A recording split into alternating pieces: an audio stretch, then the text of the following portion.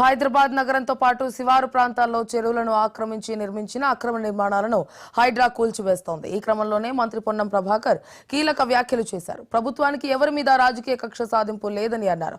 హైడ్రాకు ప్రజల నుంచి మంచి స్పందన లభిస్తుందని పేర్కొన్నారు. అక్రమ నిర్మాణాల విషయంలో ప్రభుత్వం చేస్తున్న పనిని రాష్ట్ర వ్యాప్తంగా ఉన్న ప్రజలు హర్షిస్తున్నారని తెలిపారు.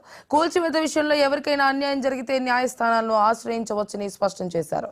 చెరువుల ఆక్రమణల విషయంలో సర్కార్ చాలా సీరియస్ గా ముందుకు వెళుతోందని, కూల్చివేతలు మాత్రం ఆగవని మంత్రి పొన్నం అన్నారు.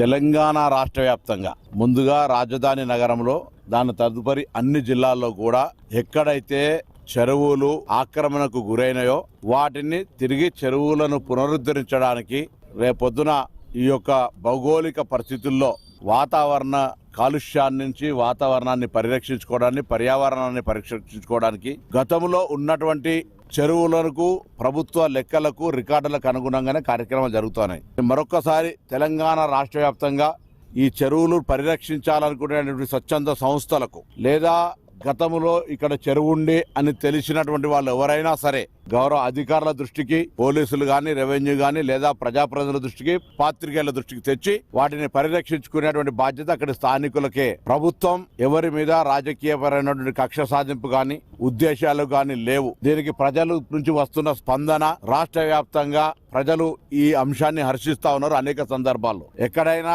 అన్యాయంగా జరిగిందంటే తప్పకుండా మీరు న్యాయస్థానాలు ఉన్నాయి. కానీ ఈ రోజు జరుగుతున్నటువంటి చెరువుల ఆక్రమణలకు సంబంధించిన అంశం పట్ల ఈ ప్రభుత్వం సీరియస్ గా ఉందని, ఇది ఒకప్పుడు హైదరాబాద్ మంచి చెరువుల నగరంగా ఉన్నటువంటి, చెరువుల యొక్క లేక్ సిటీగా ఉన్నటువంటి హైదరాబాద్ నగరాన్ని పరిరక్షించుకోవడానికి చెరువుల పరిరక్షకులందరూ కూడా ఇంకెక్కడెక్కడైతే ఆక్రమణలు గురైనాయో వాటి ఆధారాలు, వాటి ఆనవాళ్లు, వాటి చరిత్రకు సంబంధించిన అంతా కూడా